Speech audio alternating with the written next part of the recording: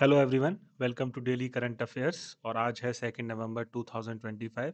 और आज के दिन से जुड़े हुए जितने भी करंट अफेयर इवेंट्स हैं उनको हम लोग इस लेक्चर के अंदर कवर करेंगे। तो चलिए करंट अफेयर डिस्कशन शुरुआत करते हैं। तो first topic we have world AIDS day. World AIDS day की अगर बात करेंगे तो 1 दिसंबर को वर्ल्ड एड्स डे जो है वो ऑब्जर्व किया जाता है, ताकि जो अवेयरनेस है एड्स को लेके वो प्रमोट हो सके, लोगों को पता चल सके कि एड्स जो है वो कैसे फैलता है और कैसे उसको रोका जा सकता है, क्योंकि क्योर बहुत ज़्यादा अवेलेबल नहीं है एड्स को लेके। तो अगर वर्ल्ड्स एड्स डे की हम लोग बात करेंगे तो 2025 का जो वर्ल्ड्स एड्स डे है उसका थीम है overcoming disruption, transforming the AIDS response.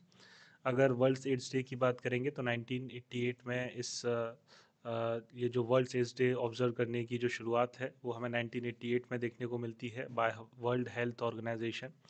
तो ये फैक्ट आपको याद रखना है। और तीसरा फैक्ट है कि एड्स को कंट्रोल करने के लिए, उसके प्रिवलेंस को कम करने के लिए, उसके इंसिडेंस को कम करने के लिए नेशनल एड्स कंट्रोल प्रोग्राम जो है गवर्नमेंट ऑफ इंडिया लॉन्च करती है इन 1992, ताकि इंडिया के अंदर जो एड्स का प्रिवलेंस है वो कम हो सके। और हर स्टेट के अंदर इस तरह के जो ऑफिसेस हैं वो बनाए जाते हैं, ताकि एड्स को लेके जो अवेयरनेस प्रोग्राम है वो और इंटेंसिटी के साथ चलाया जा सके।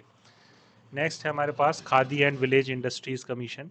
तो Khadi and Village Industries Commission की अगर बात करेंगे तो अभी अभी Khadi and Village Industry Commission ने एक खादी फैशन जो है ऑर्गेनाइज़ किया है दिल्ली के अंदर। तो इस ऑर्गेनाइजेशन के बारे में जानना हमारे लिए ज़रूरी हो जाता है। अगर इस ऑर्गेनाइजेशन की बात करेंगे तो केवीआईसी जो है वो एक स्टैट्यूटरी बॉडी है, ये कानून के तहत इसको बनाया गया है इन 1957। और ये जो बॉडी है ये आती है under the ministry of micro small and medium enterprises, और इसका ऑब्जेक्टिव है to promote rural employment and sustainable development in India. तो ये सारे फैक्ट्स हमें यहाँ पर देखने को मिलते हैं। नेक्स्ट है हमारे पास कॉफ़ी प्रोडक्शन इन इंडिया। तो कॉफ़ी प्रोडक्शन की अगर बात करेंगे तो पीआईबी ने अभी एक आर्टिकल पब्लिश किया है इंडिया के अंदर कॉफ़ी प्रोडक्शन को लेके।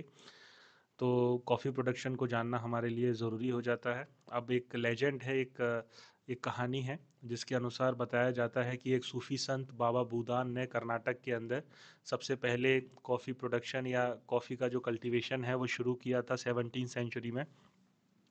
और तभी से इंडिया के अंदर जो कॉफ़ी का प्रोडक्शन है वो लगातार ग्रो हो रहा है, बढ़ रहा है। इंडिया की अगर रैंकिंग की बात करेंगे कॉफ़ी प्रोडक्शन के अंदर तो इंडिया की रैंकिंग हमें सेवन्थ देखने को मिलती है। सो इंडिया रैंक सेवन्थ इन दी ग्लोबल कॉफ़ी प्रोडक्शन, और इसका जो कंट्रीब्यूशन है वो 3.5% है, यानी कि पूरी दुनिया का 3.5% इंडिया कॉफ़ी जो है वो प्रोड्यूस करता है। अगर स्टेट्स की बात करेंगे तो Karnataka is the highest coffee producing state, followed by Kerala and Tamil Nadu. और ये तीनों स्टेट मिला के ऑलमोस्ट 96% इंडिया की कॉफ़ी जो है प्रोड्यूस करते हैं। वैरायटीज़ की बात करेंगे तो दो वैरायटीज़ हमें देखने को मिलती हैं कॉफ़ी की इंडिया में, अरेबिका और रोबस्टा। रोबस्टा ज़्यादा प्रोड्यूस की जाती है एज़ कम्पेयर टू अरेबिका। और अगर ग्लोबल स्टेज पे बात करेंगे तो Brazil is the world's leading coffee producer, followed by Vietnam. तो ब्राज़ील के अंदर सबसे ज़्यादा कॉफ़ी प्रोडक्शन हमें देखने को मिलता है। नेक्स्ट है हमारे पास बीएसएफ रेजिंग डे। तो 1 दिसंबर को बीएसएफ रेजिंग डे ऑब्जर्व किया जाता है। 1 दिसंबर 1965 को इस बॉर्डर सिक्योरिटी फोर्स का ऑर्गेनाइजेशन हमें देखने को मिलता है इंडो पाक वॉर के कारण। तो जो प्राइम मिनिस्टर हैं उन्होंने प्रेज़ किया है और बीएसएफ पर्सनल को फॉर देयर ब्रेवरी। तो बीएसएफ के बारे में जानना हमारे लिए ज़रूरी हो जाता है। तो बीएसएफ जो है एक सेंट्रल आर्म्ड पुलिस फोर्स है जो कि मिनिस्ट्री ऑफ होम अफेयर्स के अंडर आती है। और अगर हम इसकी रिस्पॉन्सिबिलिटी की बात करेंगे तो इसकी मेजर रिस्पॉन्सिबिलिटी है इंडियन बॉर्डर्स को सिक्योर करना, जो कि पाकिस्तान और बांग्लादेश के साथ लगे हुए हैं। तो ये चीज़ हमें देखने को मिलती है। ओरिजिन की बात करेंगे तो इंडो पाक वॉर जो 1965 में हमें देखने को मिलता है, वहाँ पर सरकार को ऐसा लगता है कि एक पैरामिलिट्री फोर्स होनी चाहिए जो स्पेशलाइज्ड हो बॉर्डर्स को प्रोटेक्ट करने में। तो 1 दिसंबर 1965 को इस ऑर्गेनाइजेशन को, इस मिलिट्री फोर्स को ऑर्गेनाइज किया जाता है।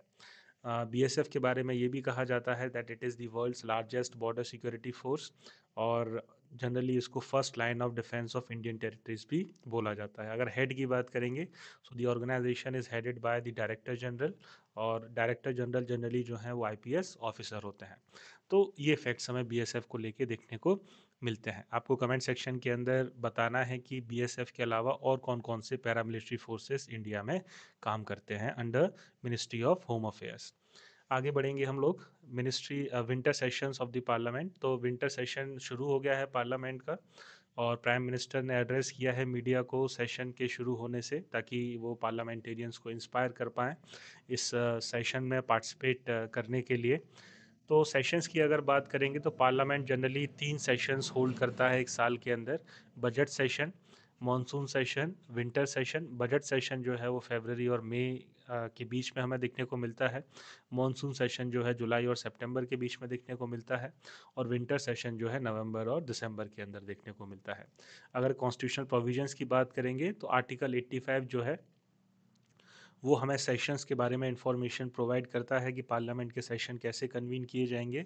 अब इस आर्टिकल ने जो प्रेसिडेंट हैं उनको यहाँ पर ओवर आर्किंग पावर दी है, कंप्लीट अथॉरिटी दी है कि प्रेसिडेंट जब चाहें जहाँ चाहें पार्लियामेंट का सेशन जो है बुला सकते हैं।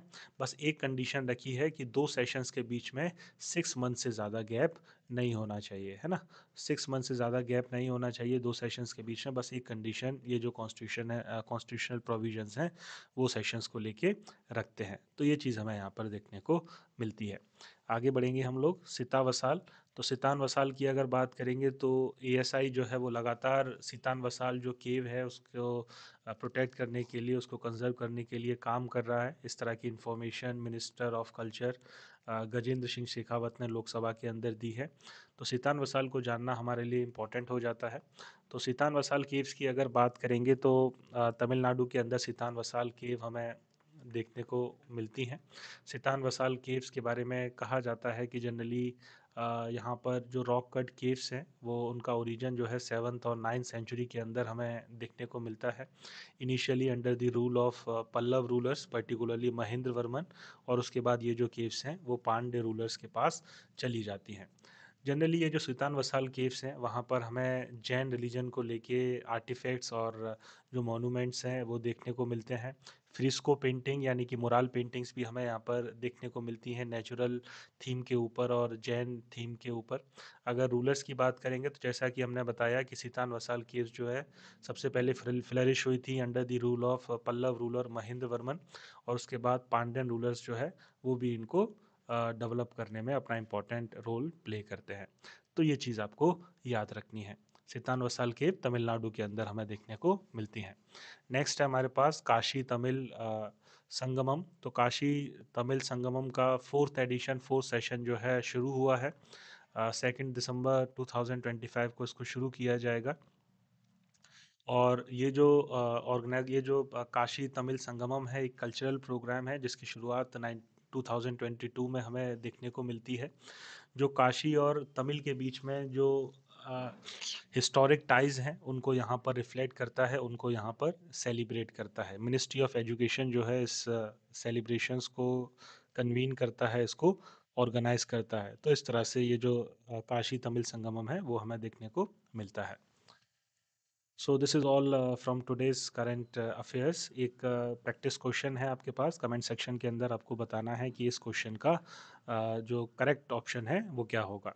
तो क्वेश्चन है which of the following statement is incorrect with respect to the session of the parliament. तो पार्लियामेंट का विंटर सेशन शुरू हुआ है, तो सेशन से ये क्वेश्चन पूछा गया है। आपको बताना है कि इन तीनों स्टेटमेंट में से कौन सा स्टेटमेंट जो है इनकरेक्ट है।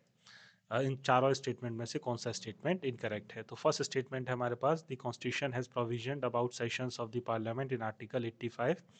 तो ये स्टेटमेंट हमें देखने को मिलता है। सेकंड स्टेटमेंट है the president can convene the session of the parliament at any place. Third statement है article 108 of the constitution provision for joint sitting of the constitution. और फोर्थ स्टेटमेंट है the constitution has prescribed 3 sessions of the parliament. तो इस तरह से आपको बताना है कि चारों स्टेटमेंट में से कौन सा स्टेटमेंट ठीक नहीं है, और कमेंट सेक्शन के अंदर अपना आंसर जो है वो मेंशन करना है। So this is all from today's current affair discussion. Thank you all of you, have a nice day.